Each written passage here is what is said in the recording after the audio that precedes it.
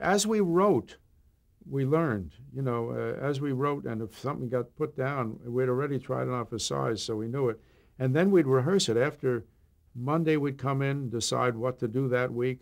Tuesday, and then we'd break into groups, two and two, or three and four, and write either, the movies always had two or three writers.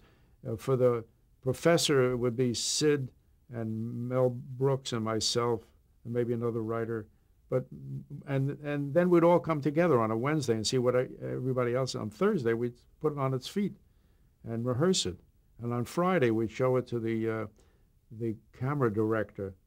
And on Saturday, we'd go in early in the morning, 10 o'clock usually, and do the show 4 times. Once for blocking, second time smoothly, hoping that we didn't have to stop too much. The third time was a dress rehearsal.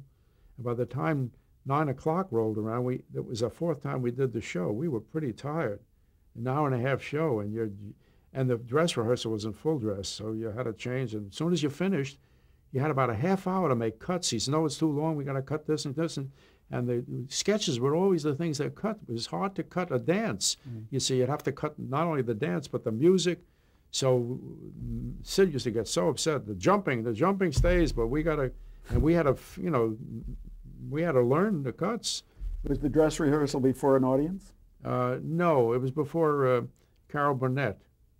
That was funny. We found out years later that Carol Burnett, who lived at the Studio Club, was a big fan of the shows, and she knew Sid's understudy, or sometimes Sid had to stand in when we rehearsed so he could see what it looked like.